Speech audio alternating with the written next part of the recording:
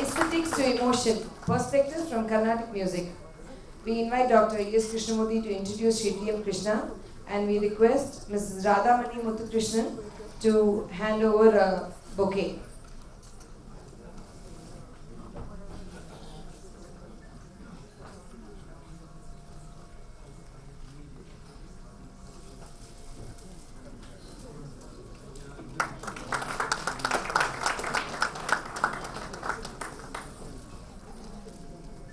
That's for Sangeeta, not for you.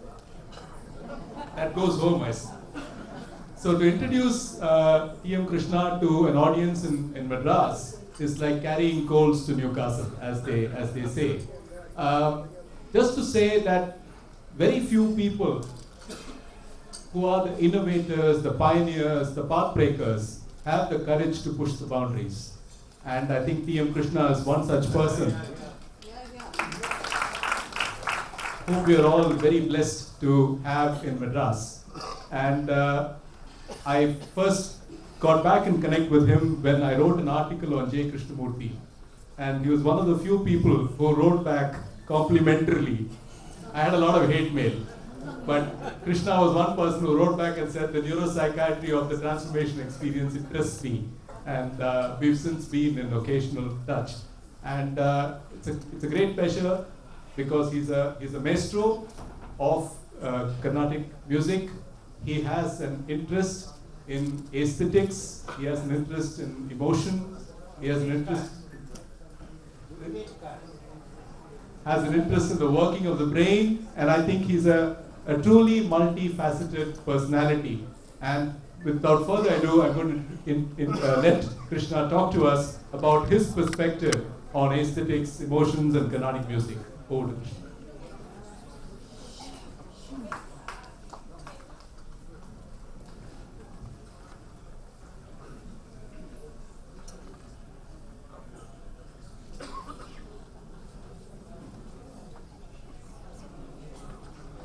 Good evening, ladies and gentlemen. I'd like to first thank Mahesh for having invited me here today.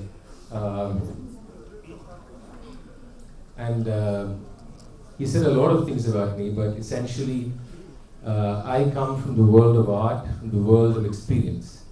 And we don't come from the world of science. We come from the world, I'm not splitting the worlds, I'm just using this as an expression.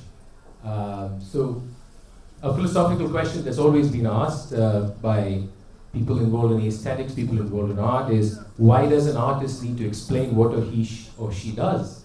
Is there a necessity for an artist, whether it's a painter or whether it's a musician, to talk about what they do? I mean, in fact, there have been attempts of trying to do that, and many people have said they failed. Because art, after all, like Professor Chandra so beautifully said, is about emotions.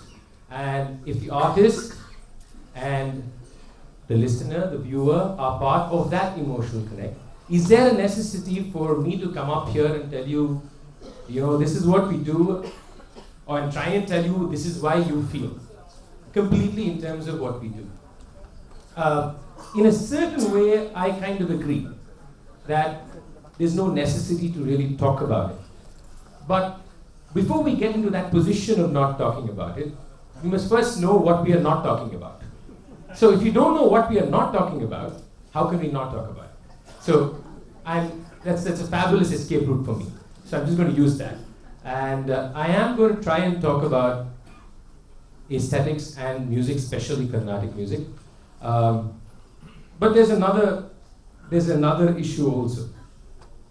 The other issue that I feel I grapple with is the whole idea of music itself. What makes something music? What makes something sound? Who does the transference of something that is perceived as sound to music? So the fact is, sound exists, but music is something that we decide is music, and we categorize. Sound is not something that we have created. Sound already exists. So the whole challenge of, if I'm talking about music, first, do I know what music is the first big battle for me. Do I know what music is when I talk about music? Or am I constructing it based on what has already been defined as music? So this is I think is a major challenge for any artist to first figure out what music really means.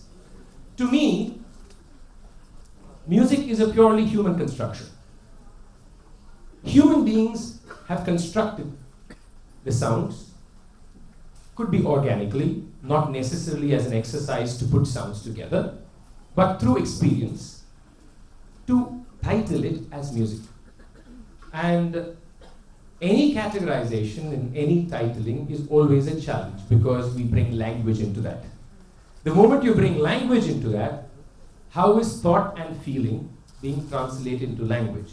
Or is it only a battle between words? The moment language comes in, many times we are actually having a conversation about the language rather than what we have experienced. So I'm just trying to place in front of you the real challenges that actually exist when trying to transfer experience into word form and trying to transfer that into a point of explanation. But I'm still going to try and battle with it and try and get somewhere with the whole idea. I loved one word Professor Trimble used, and I'm going to completely take that from him, and that was gut. I enjoyed that word, and I'm going to come back to that word when I speak about emotions, because I think that was such a vital link to the whole idea of what he said. And I'm going to speak on an experiential side rather than from the brain or from the psychiatric side. Now, music essentially is something that connects us with emotions. Now, this is a very generic statement, that music connects us with emotions. And music does it in a way language does not do. It does it in a way where there is no literal communication, but there is intrinsic communication. Now, the intrinsic communication is only in the form of the experience. It is not in the form of what you say about the experience, post the experience. So, I think that's where the gut comes in very, very crucial. And this is what I'm going to try to build on. But as much as you can say music is universal in that aspect of it being about the world of emotions, about what human beings feel or human beings experience, we also don't have one music that everybody listens to. We don't have one music that the whole world says this is music. We have music in different worlds. We have music that is categorized. Many times, sociologically rather than musically, we use words like classical, most of the times not knowing what that really means. We use words like folk, we use words like authentic, we use words like traditional, and all these are constructions that we have actually placed on to the idea of music. So you have sound, you have our idea of how sound becomes music. Now, and then you have the idea of how music becomes different things. But what encapsulates the whole thing is the essential idea of emotions. But I'm going to break this a bit here to come to Carnatic music, and I'm going to do this in order for us to see how we have actually created different ways of dealing with emotions through different manifestations of the idea of music itself. And I'll also place a counter argument to that whole idea that I'm going to place. Now, many people who speak about music say it's very philosophical, it is something that's experiential, something that's esoteric, but nothing that is philosophical or esoteric makes any sense unless it's connected with life, which means it's connected with experience, which also means it's connected with practice, and also the nuts and bolts, which is the technique. So as much as something is philosophical or indescribable, it is also connected to the technique, which is what we see as something that is inconsequential in terms of experience. So we can't disconnect this whole mechanism that we have placed in the way we experience music today. So what is it that defines what music is? Now if you're going to break it down. Social construction, political construction. All these things, our own images, the layering of images that we have from where we grew. People will tell you about how they always heard the morning radio and music in their households and how that influenced the way they have been listening to music today. They will tell you their tastes are determined by that. These are things that everybody who listens to music picks on and carries on. And then you have people, for example, coming from a completely different environment, say from Europe or somewhere, coming all the way to, say, even Chennai, and they want to learn Carnatic music. Now, sometimes it really totally baffles me on what is it that really made them make that connection with this music when culturally they are totally disconnected. So you have that happening, but you do have the fact that we are all conditioned in the way that we receive the music. So as much as it's about emotions, everyone in a way receives it by themselves, in their own order, in the way they think they should receive it, based on what they have carried with themselves. Now, if I go on with this line of thought, then there cannot be a discussion, because everybody will say, this is music, and that's it. So we need to try and disassociate our own personal condition, our own personal trappings, from trying to see if we can investigate music within its own context and see whether it has different roles it is played within the emotional world that it exists in. This is where I'll come to Carnatic music. Now, which I am actually placing in front of you is that in a way, music has intent. I'm trying to tell you here that music, when it is in a certain form, has a certain intent. But when I say music has intent, I'm saying the practitioners have intent. The music by itself has no intent. So, can there be music that has different intents? Now, should there be music with different intents is a totally different question, and I'm not going to get into that. But can there be music with different intents? If so, do they satisfy those intents? Now, this is the other question. What about the artist, the musician, or the dancer, or the painter? What governs their way of dealing with the art? So they're all trained. They all learn the mechanics of the art. They all have skill. They all know how to vocalize. They all know how to present music.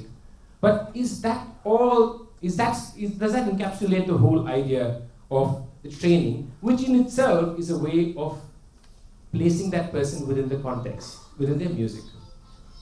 So you could have somebody, that's a nice ringtone. So you could have somebody who knows all the mechanics.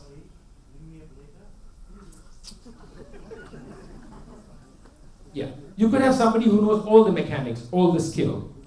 I'll almost call that person some kind of a sterilized mechanics, okay? Then you could have somebody who has, along with it, something that I will place as emotional assimilation. Now, to me, that is the key to something actually being music, is emotional assimilation. And we always talk about in India this Guru Shishya Parampara. We always talk about sitting in front of the teacher and learning. Honestly, what's the big deal if you're just going to learn all the techniques? But what you actually learn is the emotional cohesiveness that exists in everything that is being sung or played. So what you're learning from your teacher when sitting in front of her or him is not the techniques of how to vocalize or how to put your talam properly or how to sing a raga right. But you're actually learning from, or rather not learning, rather assimilating the music which is hidden in the emotion. How does music itself grasp the emotional world and transfer it to an oral form within the music that you're practicing? Now, what music essentially does, it abstracts the idea of what we experience and gives it to you in an oral form. I liked Professor Nigel's graphs a lot because it said 90% of crime happened with music. And I think there is something there to the fact that it's oral and it's not visual. I think there's something there to the fact that music, when it's experienced, is in the ear. You don't see music. And interestingly, music disappears after it's over. But you still hear the music. I mean, you hear music, but after you hear it, it's gone. But every one of us will know that there's a tune still lingering in our head. And I think there is some magic to that. There is some magic to that. And I think reading, interestingly, is also maybe about hearing. I'm just shooting this out. Because when you read, you don't see the words, you hear the words. Everybody who reads will tell you they actually hear the words. Nobody just sees the words, you actually hear it. So there is something there, I think, to the fact that music is not something just visual, looking at a painting, but it's something that disappears the moment it has happened. Unless you're going to rewind a recording every 5 seconds and listen to a piece of music, which I think in fact kills the music. When you listen to music, the music happens and it's gone. And it's most beautiful actually when it's gone, not when it's actually happening. So your own imagination has a huge role to play in what you experience in the period of the gone, or the period of the silence. That's why most people say music lies in the silence. And that's something that people have said hundreds of years. Now, I'm going to come straight to the word aesthetics. This is always a problematic word because it's used very often. And aesthetics is usually used in terms of something that is pleasing for me, something that's beautiful for me, something that I think is nice. And as long as it's used in that sense, it is not possible to actually discuss that word. Because everybody has their own sense of aesthetics. Whenever I fly down and land in Chennai airport, I hate those orange houses. There are many orange houses as you land in Chennai. I don't know if you notice, orange and almost green. And to my sense of beautiful, it's not beautiful. But if that is all aesthetics is all about what you think is beautiful and I think is beautiful, then there is no conversation here. We can't talk about that word. But the word itself is interesting. If you look for its etymology and if you look for the word itself, different dictionaries give you different meanings. Of course, the word is Greek, like most of these words. It's considered the philosophy of fine art. They say it's the principles of taste and art, which is very interesting. How can taste and art have any principles? And it comes from the word aesthesia, which actually means anything that produces sensation, anything that has feeling, sensitivity. So aesthesia is the essential part of that word. And all the words that come with that little tics or the tickos are very interesting because they are all words that deal with things that are brought out of empirical study. So all the tics, aesthetics, all the tics that you will hear are referring to empirical. So does it mean data? I think it means more observation. It means something that comes out of study and observation. So it's a combination of sensitivity and something that affects the senses, and a study of that through observation and through understanding an idea. If we were going to take what I would call this detached position of aesthetics, then I think we can move a step closer to try and see if these divisions of music have any sense at all. Because then I am now saying that aesthetics is actually not something completely natural. I'm saying aesthetic is actually, in a way,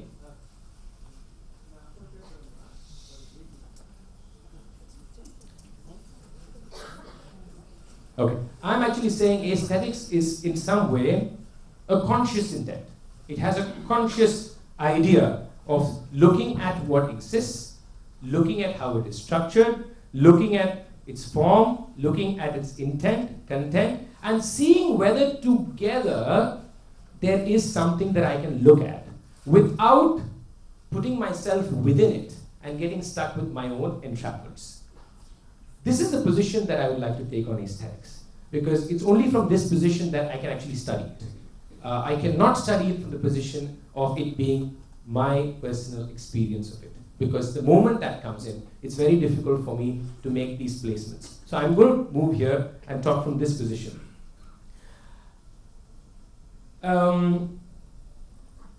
Here I'm going to straight go into different forms of music and try and look at whether we can look at their form, look at their history, look at their sociological backing, and see we can make out how they are dealing with emotions. They're all dealing with emotions. But is there a specific way in which each are?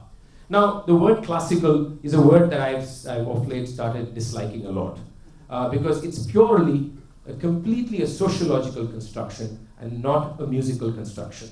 Most musical forms are called classical because they are appreciated by the highest sections of society. Whether it is caste or whether it is monetary or financial is, of course, debatable depending on the context. But classical can be understood in a slightly different fashion, which it's not most of the times. That's why I'm saying I would prefer not to use the word classical, because it entraps me into in Chennai it makes me Brahmin basically. So I'm not going to use that word. But is there something about folk music? We use the word folk music very often. We say that's folk. We hear a tune and we say that's a folk tune. None of us know what we really mean by saying it's a folk tune. Many of us mean it's unsophisticated with our own eyes. Many of us think it's crude. Many of us think it will not fit into our idea of what is beautiful. And there is something simplistic about it. Now, these are the standard impressions that we have. But most things that we think are folk are not folk. Most forms of dance or music that we actually categorize as folk are not folk. They are extremely, if you want to use the word, evolved, and extremely delicate, extremely complex, extremely sophisticated within the social context of their existence. Our detachment from that social context makes us feel a certain way. So what we say as folk is actually, could be classical, you never know. But there is certain forms of music that you could call folk, and I would use that term specifically for community music. Now, for example, the whole idea of people dying, in Madras, in Tamil, there's a word, opari. When people die, there are professional singers who come to that house and they sing. Now, this, I would say, is a kind of folk music because it's community singing that is just passed on from generation to generation. You also have songs for festivals, for harvest. Now, these community kind of music is what you could actually call as folk music. And I'm saying this with absolutely no derogatory undertone in this at all. I'm just making an observation that this could be categorized as folk. Now, we also have popular Western music, which is pretty much born out of a lot of black music that came from the West. Most of popular Western music has its roots from the black community in Northern America. And many of them were actually protest music. Also gospel music, but protest, gospel, and they talked about social issues. And a lot of your whole, whether it's hip hop, whether it's rock and roll, name it, they all have their roots somewhere connecting back to the music that the blacks created in North America. And so what is the objective of rock and roll? I mean, it's a very crazy question to ask. Why is there rock and roll? It's nice, that's a different thing. But if you notice the history of rock and roll or Western popular music, I see two things that have remained kind of constant. One is it has always been a tool for a lot of social changes. Whether it's the 60s or the 70s, you always have issues being raised through that popular form of music. That's because it has a history. Another very important component is the physicality of the music or dancing. Dancing has always been a part. The physical movement has always been a part of Western popular music. So, of course, there are a lot of challenges today. People say that the whole societal move of Western popular music is lost. It's all become about sounds and just about dancing. It's lost its social relevance. But that's something that other people can debate, not me. Then we have something called religious music. Here in South India, we get into trouble once we get into that arena because I'm going to come to Carnatic music next. The objective of religious music, whether it is gospel, whether it's Qawwali, whether it is Sikh, whether it is Hindu, is to evoke in every individual, including the one who is rendering it, a sense of, you want to use the word God, the divine, a sense of heightened emotion towards the words that may be the names of the Lords, or it could just be a deity, it could be anything. But the objective of that music is to get everybody in that place together as a community in a mood of worship, in a mood of surrender, and the mood of surrender towards the divine. There is no argument with that. All these forms of music are only dealing with emotions. But as you can clearly see, each of them are dealing with it in very different ways, in very different contexts. All emotions, but very different contexts. then you come to a word that I have not created, what we call art music. And you have Carnatic music. Now, why should anybody render Carnatic music? And art music, I would even include Western classical music. You could even include jazz in it. Why? Why should I render Carnatic music? Is it because I want to give you a religious experience? Are we all part of a religious community? Are we part of some social reform group? Or is there a political movement involved? Or is there something else? And I think this is the most interesting part for me. Whether it is Carnatic music, or whether it's Hindustani music, or whether it is any other form, I think this is where Professor Trimble's gut comes in very, very importantly, and I'm going to place it here, is the fact that all music abstracts emotion, okay? But art music does something else. In religious music, there is a direct connotation, a direct connection with an object, or a myth, or a deity. And it is in the layering of your relationship with that object, or that deity, or the scripture, where the emotional connection is actually being made. In any religious music, it is made through the passage of that. In political or social music, the connection is made through the words and the lyrics that will express the anguish or the necessity for change that you're doing. Okay? In Carnatic music, what am I expressing? What am I expressing? Am I expressing something here? What am I saying? I think the most interesting part of art music is it derives its existence from itself. It derives its existence from wanting to abstract emotion purely from what it is, which is melody and rhythm. And I will also fix in text here.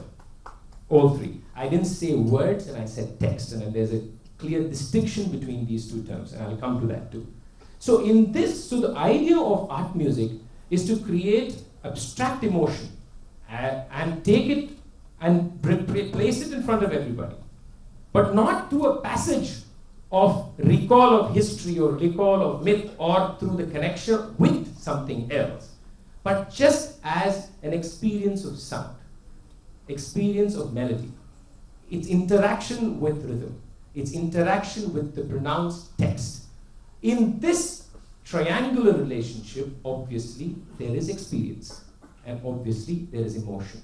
But this emotion is different from the emotion when somebody keeps singing Rama, Rama, Rama, Rama, Rama, Rama, Rama.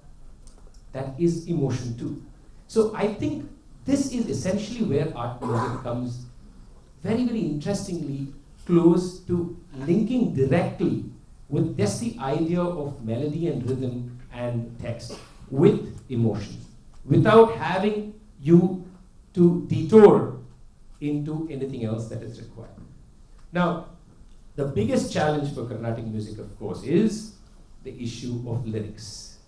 Every word that we utter is uttered with the name and the story of some lord or goddess or something. So, what do we do? I have a very strong view on this. I think that if the music is going to again give you religious music, then there is no necessity for this form to even exist. Because if it's going to be religious music, Nama Sankirtana does a better job of it than Carnatic music. Nama Sankirtana is the South Indian equivalent of Qawwali or anything else. So what I'm going to explore here is in the next 15, 20 minutes, just quickly, on how the three elements that I spoke about, that is melody, rhythm, and text, actually interact with each other and actually abstract the idea of emotion to us in Carnatic music. And we don't need to even refer to anything else there. So this whole beauty of art music is the technique of abstraction. And this technique of abstraction is the fact that the essence of what we emote is directly given in sound in the form of music. Now, the whole idea of gut, I'm just going to mention here. I love that phrase because I always struggle to wonder what it is. It is God. And I'm not going to say it is sad. I'm not going to use the word sad here.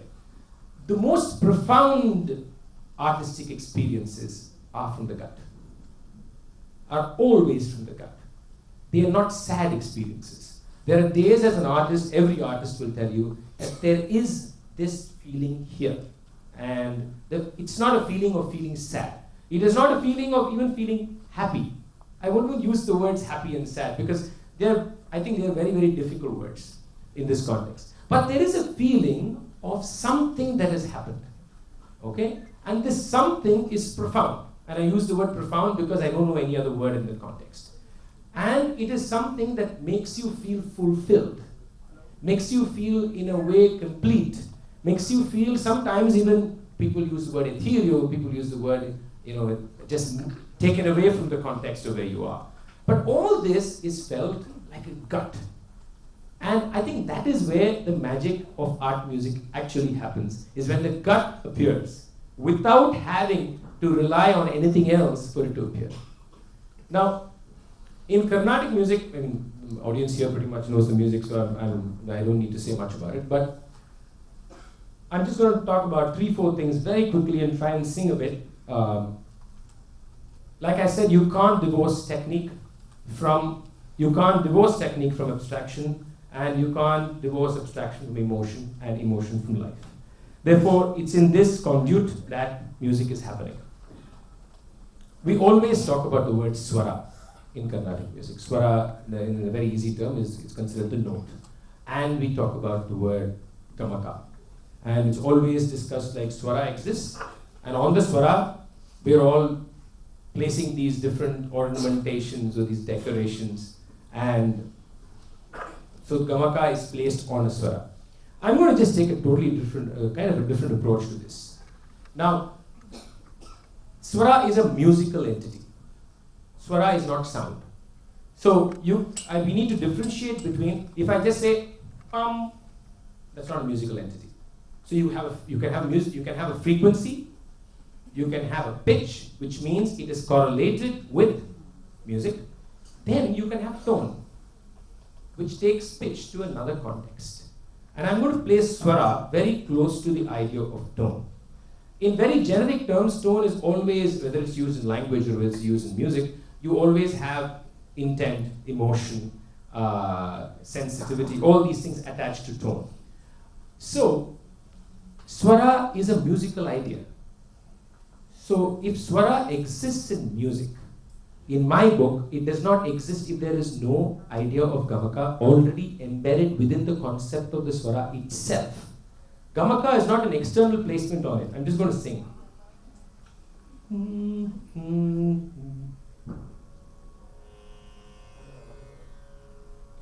Suppose I just sing the ga ma. Now I'm singing a swara. Now I'm not placing on this ma. I'm not placing this on it. If I was going to sing ma in the raga Shankarabharanam, it automatically has its manifestations embedded in it. Ma, ma, ma, ga, ma, ga, ma, pa, ma. So the swara is not some separate entity on which we are placing anything, but it exists only because it is a complex melodic idea. It exists because it's tone, and why I say tone is it exists because it creates emotion. Swara creates emotion. That which does not create emotion cannot be a swara. It can only be a placed sound. It has a technical word, but I won't go into that. So I want to first change this idea that swara exists without gamaka in Carnatic music. Swara exists with gamaka embedded in it. And all its different manifestations is part of the emotional quality that the swara already has, depending on where and which context it is in. Then there's another interesting thing. I kept saying we abstract emotion in melody, but how does it actually happen? Can it happen? Can you actually abstract emotion in melody? I think this is where movement plays such a beautiful role. You will see all musicians shake their hand. And I've always wondered what the correlation between my hand movement and my singing is. And we'll always talk about directions. But in melody, there's no direction actually, right? Where is that direction? There is no visual direction. The music, the melody is not moving in this direction. But we see direction in it. We all see direction in it. Musicians will even tell you that if they close their eyes, they actually see movement. Many musicians will tell you they see movement. And a higher note is seen as going up. A lower note is seen as going down. The fast, a phrase that has a quick run of notes is fast. If it's elongated, it's slow. Now these are all senses that we have.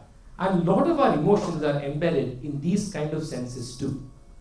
So the gamaka, for example, I'm just going to take two contrasting ragas just for an idea.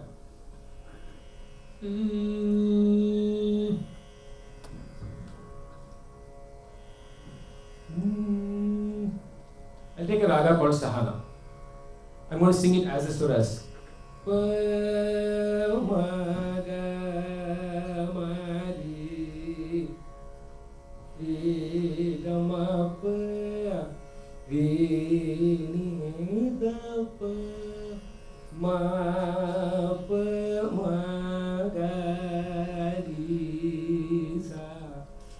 Every one of these were swaras. They were not swaras on which gamakas were placed. That ga does not exist unless it's sung that way. Okay? But if I was going to sing the same thing as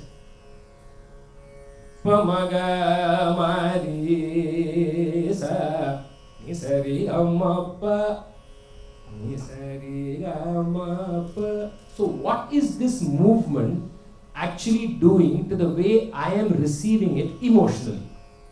So in the idea of the swara, in the idea embedded in the swara is also the idea that based on the kind of movement that is being placed, the pace of the movement that is being placed, the emotive response or the emotive inference, that's a better word, the emotive inference is very different.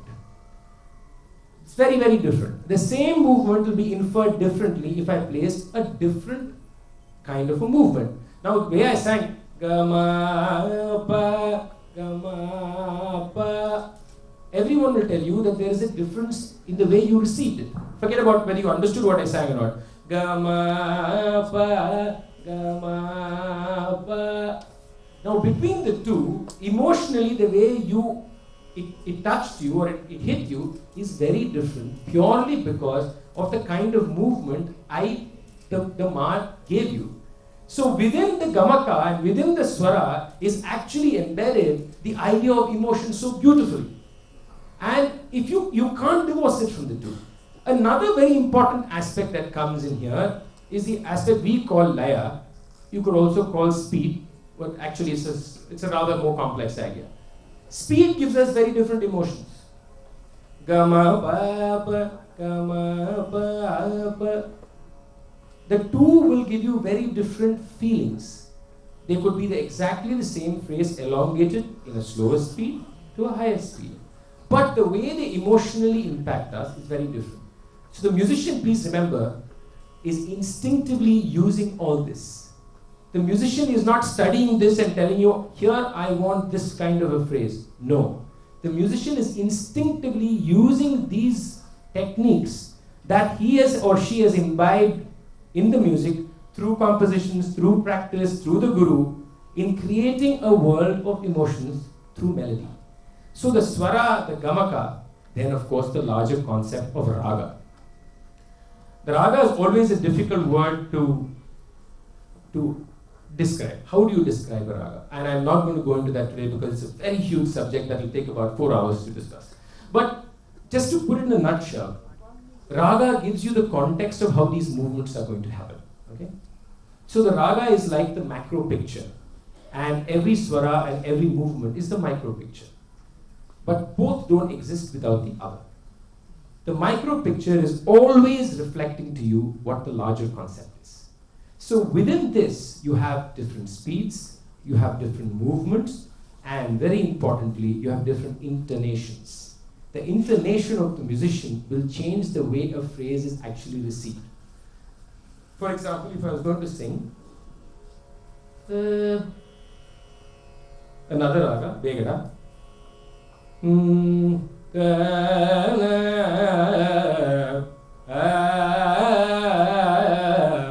Okay, I'm going to sing it again.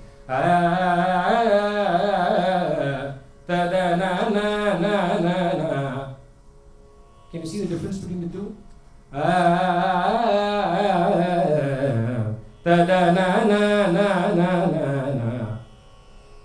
Just in terms of how you receive it, forget about the technique.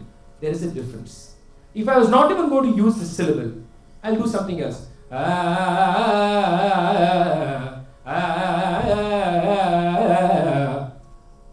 The moment I play with that, the derived impact is very different. So every raga within it has different ideas of how the emotionality of the raga is embedded in every phrase, every swara, every connectivity, and every possibility. So every musician is very much touching upon all these things when he is giving you that, or she is giving you that beautiful picture that gives you that gut feeling. And all this is done through speed, through intonation, and I said text. When I said ta-da-na, that is text. That is text. We have to understand that text has not got to do with meaning. Text is any syllable that we are placing. Some musicologists will tell you that even instrumental music, when they have a specific pressure on a certain note, that should also be considered as text. Now that is debatable, and I would love to debate that, but that's a different thing. But text is any syllable that you're placing. Every ta is text. Every na is text. But does it have meaning? That's the important question. Yes, it has meaning, but not linguistic meaning. It has meaning in the way it makes you emotionally respond to that movement. Without the syllabic text there, it gives you a different feeling. With that text placed in those positions, it gives you a different feeling. And again, the musician is instinctively very aware of the differences between the two. But the musician sometimes will tell you that phrase didn't come out right. That's all the musician will probably tell you. The musician will not know why, sometimes. And then if you actually listen to two recordings and wonder why it didn't come out, many times it's the position of that text.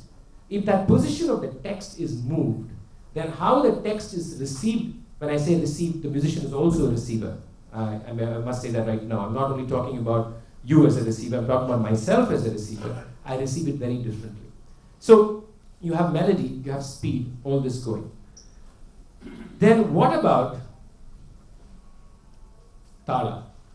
What about tala? Tala is something that we all talk about, rhythm, structure, tala.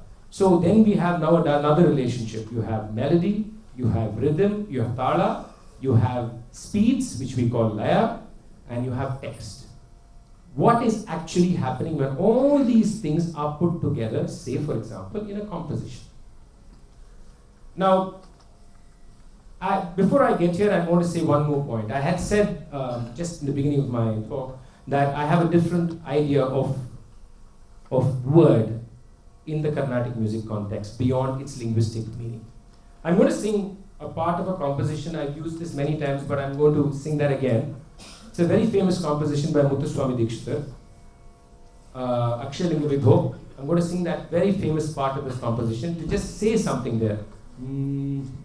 Daksha Sikshana Dakshadara Sura Lakshana Vidhi Vilakshana Laksha Vakshana Bahu Vichakshana Sudha Lakshana Guru Kadaksha Vikshana Akshaya. Now, there are two ways of looking at this. He just kept repeating this syllable, ksha. Daksha, sikshana, daksha, darasura, lakshana, vidhi, vilakshana, lakshya. Okay? So one way of saying is, there are a lot of kshas in this. But I'm going to pose a question. Are all the kshas the same? Are they the same? Why? Why are they not the same? Just the ksha. I'm not talking about the word. I'm talking about the sound ksha that appeared. Are they different or are they the same? They are different, but can you tell me why you think it's different? The positioning of the ksha. Sorry? The positioning of the ksha. You're talking about the melodic positioning of the ksha or some other positioning? What do you mean by positioning? The reference to the context of the lyric, the text, the word.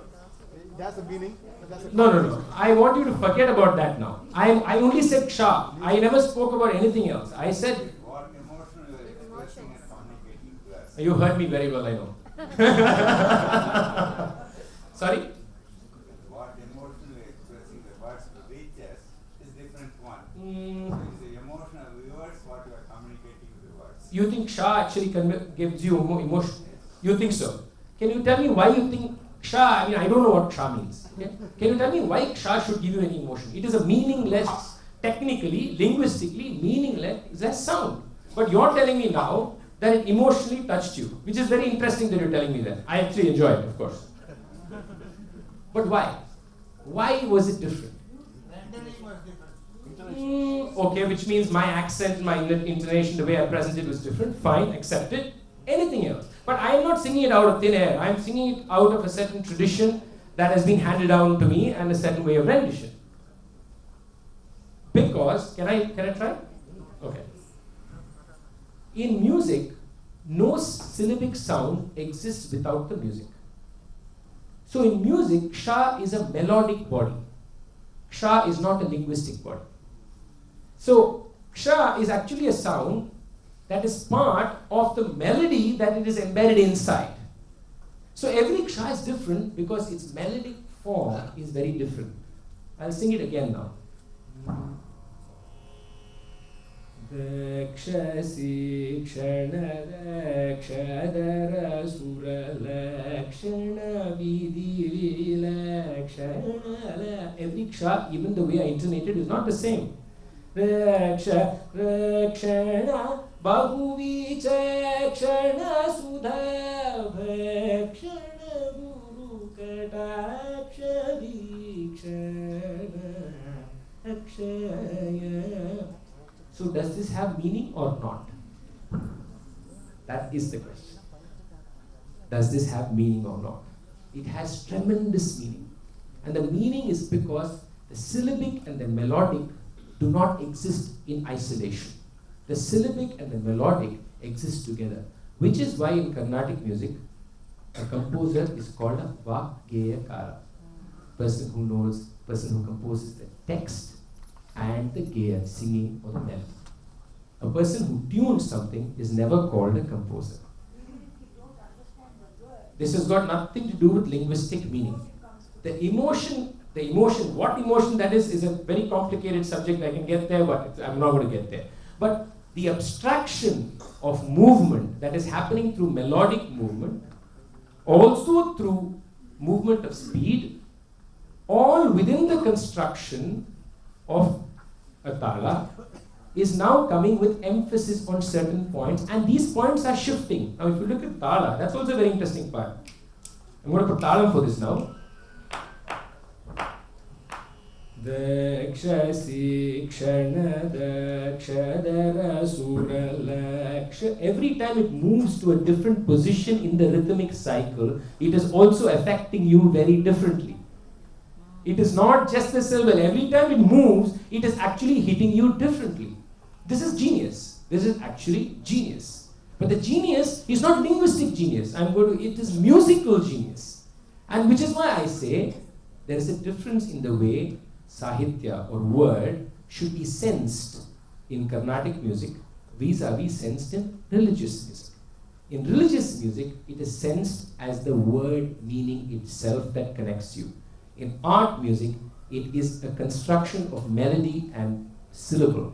Now, tilanas have no meaning, but everybody will tell you it has emotion. Every tilana has emotion. If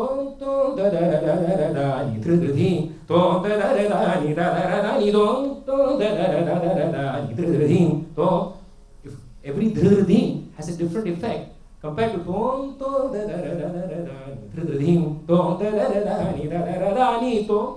where is this coming from? It has no meaning. because sound is a melodic form there. Or rather, syllable is a melodic form. Of course, many of these constructions are influenced by linguistics, but in terms of how these syllables are combined, consonant, vowel, etc. But that we won't go into that. So you can see now how emotion is actually being given to you in Carnatic music through word, through tala, through many other positionings. Now, how much time do I have? 2 minutes? Okay, I'll wrap it up fast. Of course, this is a huge subject, and it's very easy for me to take one little element and really expand it and show you hundreds of examples that will work. But I'm not going to. I'm just going to say two things. I'm talking about improvisational music, or what we call Manodharma Sangeeta, and I'm going to come to Alapana. I did show you a few phrases. Suppose I place Alapana and composition together, as two examples of the emotive qualities of music. When a musician sings an Alapana, musician is using primarily two tools. The first tool is the raga. And how does he or she know the raga? Because the person is trained, learned compositions, has learned the emotional embedded qualities of the ragas. And I'm not talking about the linguistic meaning that is derived from it. I'm talking about just the melodic assimilation. And of course, the musician is also using text, ta, da, ri, na, no. So using these two manifestations of the music, every time a musician renders an alapana, there is a different kind of an abstraction happening. Sometimes people ask me, you sang the same phrase. I hear the same phrase. Now this can be asked of Western classical music too. You hear the same symphony 5 times, you don't have the same experience all 5 times. It's the same notation. Okay? So some people have said, you sing some ragas, they've not sung anything new, it's the same phrase. But I like to say one thing. The same phrase doesn't give you the same feeling every time. Similarly, the same set of phrases rendered by 2 people give you 2 different feelings. Why? If they're exactly the same, they should be exactly the same irrespective of who's singing. That is because of the techniques that we spoke about. And these are all very, very naturally employed. These are not some contrived, conscious acts of trickery that people are placing on the audiences. So it's because the placement of the movement, the intonation of the voice, the direction. There's another very interesting thing. We always talk about direction in music. It's something we feel. Like, for example, we say the composition is moving from this to that, but the composition is actually not moving anywhere, is it? But we see direction. So direction, movement, all these intonations, then timbre. What about timbre? Timbre is so important. The same line of music heard in a sitar sounds very different, or when I say sounds, I mean gives you a different experience, heard from, say, a violin. The same composition. The notes are the same, but there's the difference in the timbre. So the timbre gives you a tonal quality that gives you emotional response. So I've just gone through various aspects to just give you an idea that emotion and abstraction are essentially embedded in Carnatic music. Now, the most important question I'm asking here is, can the literal be ignored? Which is, here, the words. I'm going to say it this way. That the music essentially, if you're going to talk about the intent of the music, is to go beyond the literal. And I think its secret lies in the way melody and rhythm and time and space are all placed within movement, melodic direction, speed, and even a cyclical package that we have given the music. So the music in a way beseeches you, I think, to look at emotionality beyond the word, which also means look at emotions not as your emotion, but emotion as an idea of emotion. So I want to say this here. Art music places the idea of emotion. It does not tell you, you cry because this reminds you of some difficult day you had 3 days ago. But it gives you that gut. I think that's where the gut comes. Usually when it's a memory recall, I don't see that gut experience coming. But when it is something that has just purely moved you and given you a sense of a feeling of something, that it hits you in the gut. And that's got nothing to do with your personal experience. I'm talking about the musician himself too. So I think art music, Carnatic music, takes you beyond your personal sense of love, hate, betrayal, whatever, your ego, yourself, in a way, and places all this as a sense of an objective idea of what life is. And I think in looking at how the technique of it actually helps you do that, it makes me feel more and more convinced that the music is far more than the literal, and it lies in how this objective sense of emotion, which is, I would say, I wouldn't call it the dispassionate sense of emotion, which is yet very passionate, can be felt by everyone. Thank you very much.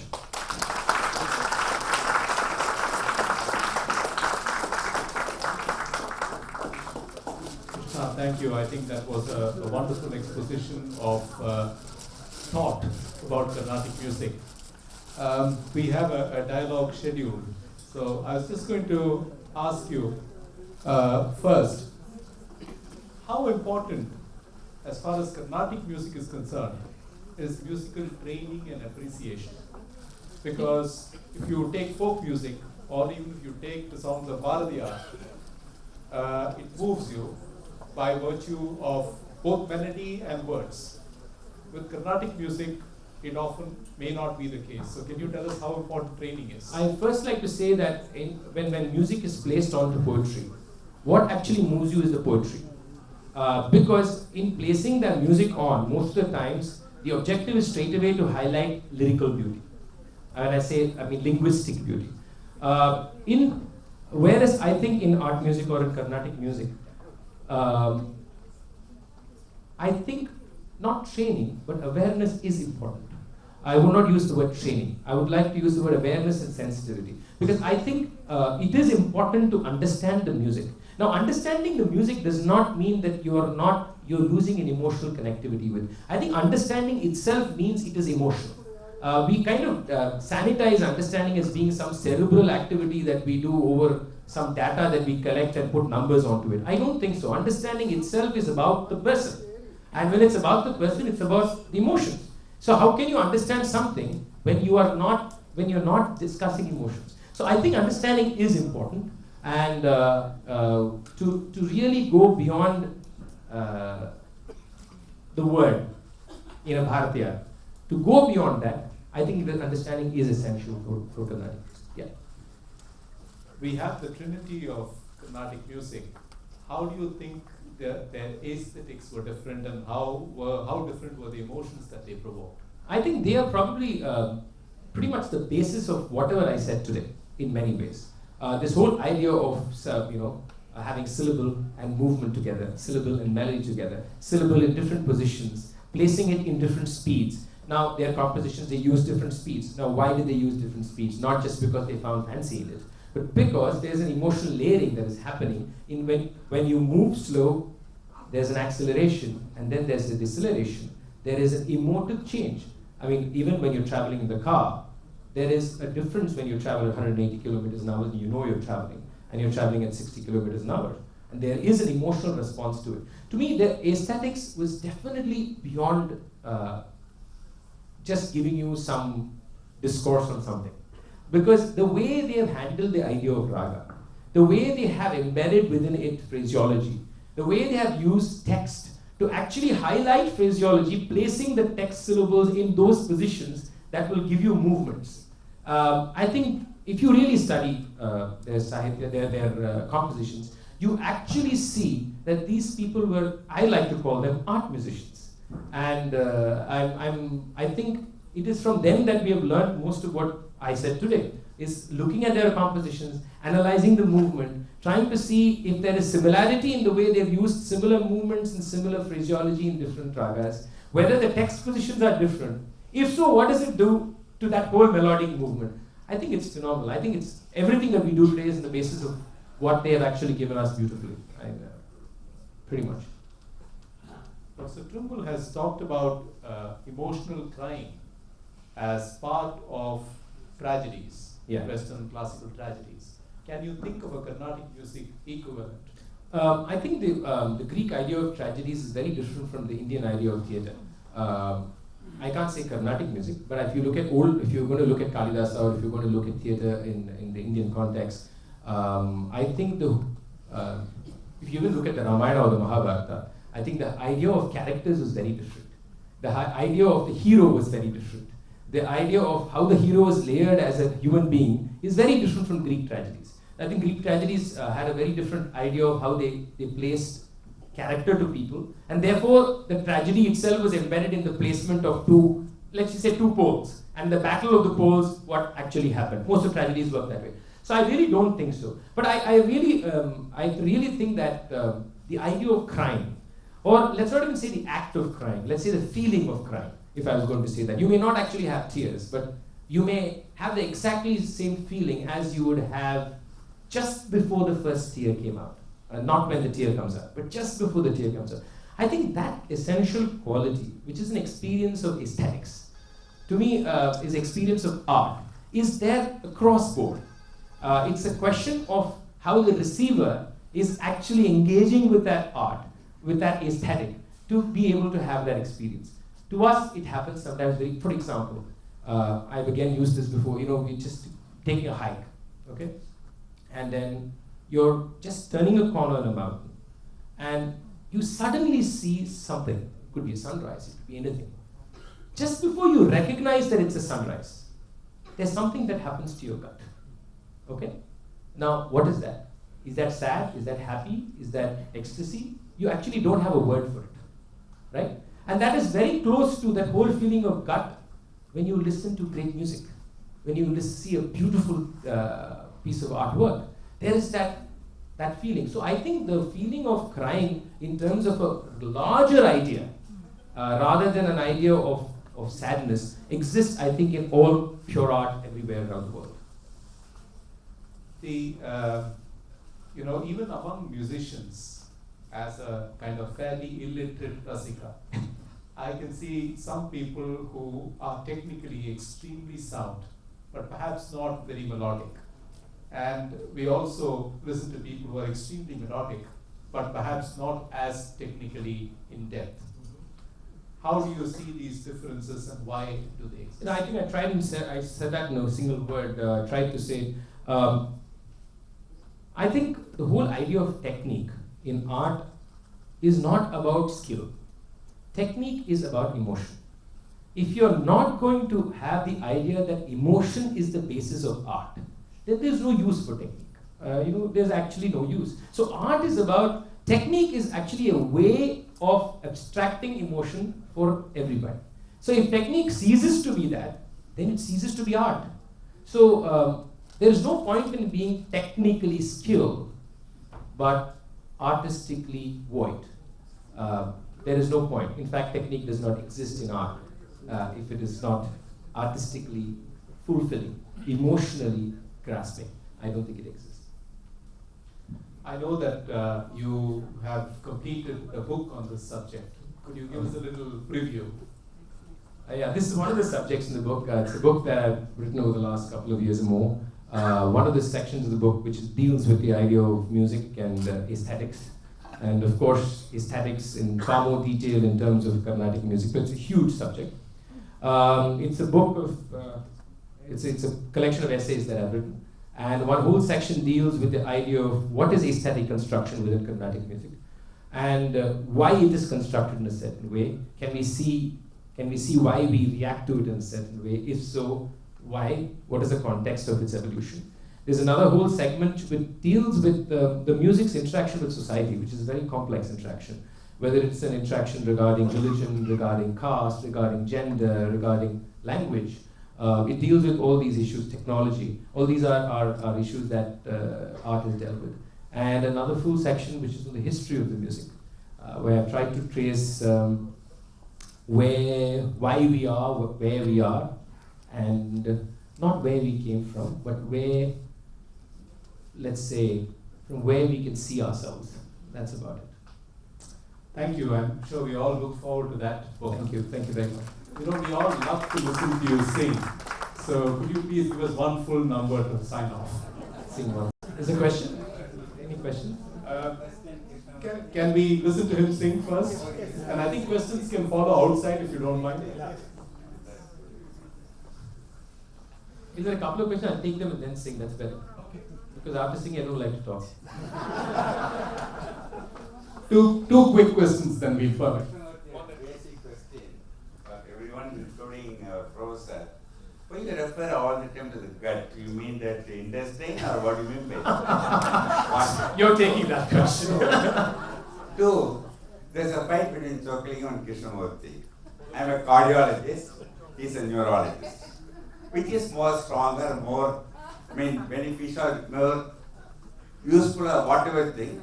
We always say, I am very great because heart specialist, he is great because a neurologist. But they don't say, hearty congratulations, hearty welcome, sweet heart. They won't say brainy congratulations, brainy welcome, sweet brain. There's one, but both are interlinked, they are going to work. Why you often refer to the gut? Is it going to become a gastroenterologist, or are you going to bring in? Since I One. see, yeah. Another thing is, music has got no language. You mean if you don't add any lyric into that, there's no language in that? What do you want to say? Music People has say a got- lot of things. That's one of the things, that music has no language. I think that's, I don't know why they say. They probably say it because it touches you directly, emotionally, and you don't need to linguistically understand it. And maybe that's why they have used that phrase for a long time. And when I said gut, I'll tell you how I was using it, or what I took from what he said. I can't speak for him. I can only speak experientially. It's because experientially, as a person who's not a performer or not a musician, as a person who's engaged in art, I see that whenever I have a special moment in art, a moment that may make me cry, okay, or get me close to that. It's not a sad moment. It's not a moment that I feel like I lost somebody. Something happens to my stomach. Something happens to this part of my body. No other part of my body. Sorry, sir, not the heart. Not the heart. And not the brain. It is here. It is here that, when you say you have a lump in your throat, actually you're saying that something from here is coming to your throat. It's not from your head to your throat. Your lump in your throat actually comes from your stomach. If you actually look at it, when you say lump in your throat, it actually goes from here and just holds you. So when I say gut, I don't care about the physiology of it. I am not a doctor. Okay? I care about how I experience it. And my job is to talk about experience.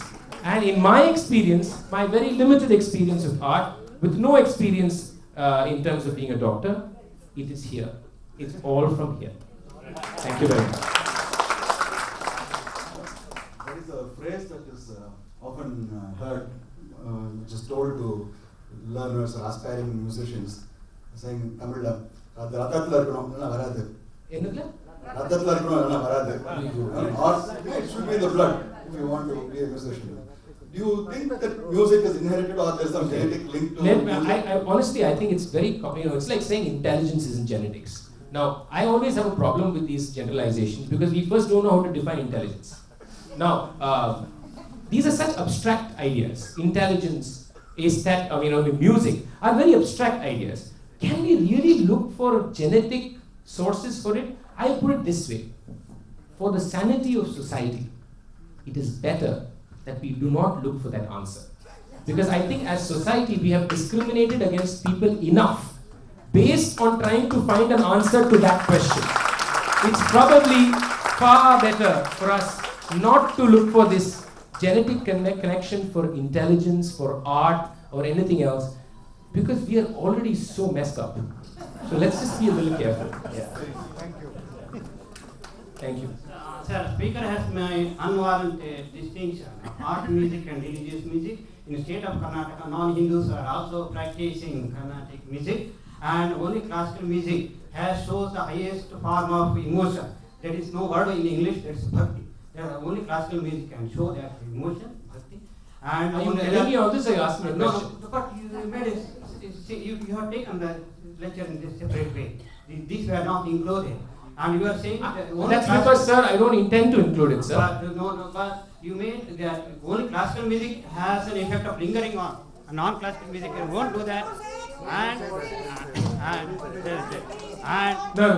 when a person has taken alcohol, he cannot then he can enjoy classical music. Sorry? Classical music. When a person has taken alcohol or drugs, he cannot enjoy classical music. There are some distinctions. And in a way, you would cover up everything. You said that you are saying that every music is okay, but classical music has a separate distinction. Thank you. Well, I thank you for your contribution, but I disagree with you, and I'm going to sing.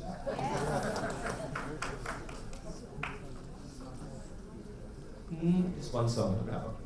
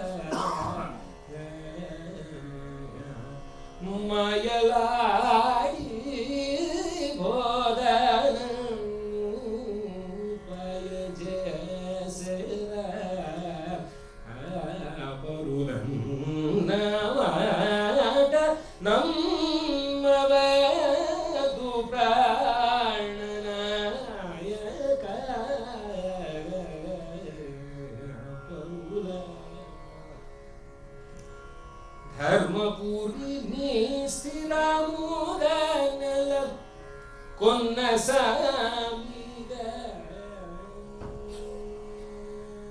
ధర్మపురిని స్థిరముగా నెల కొన్నసామిగా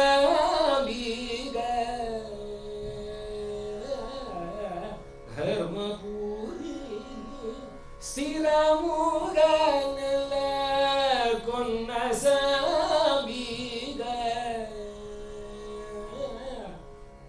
ధర్మమూల నేను కోరని పురోకేరా ధర్మమూల నేను కోరని పురోకేరా ధర్మమూల నేను కోరని పురోకేరా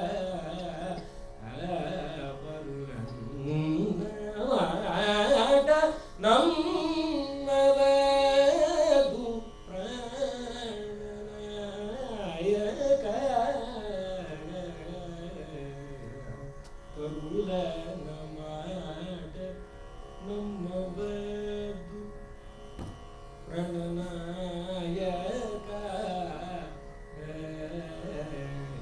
పరులన మాట నమ్మవదు ప్రణనాయక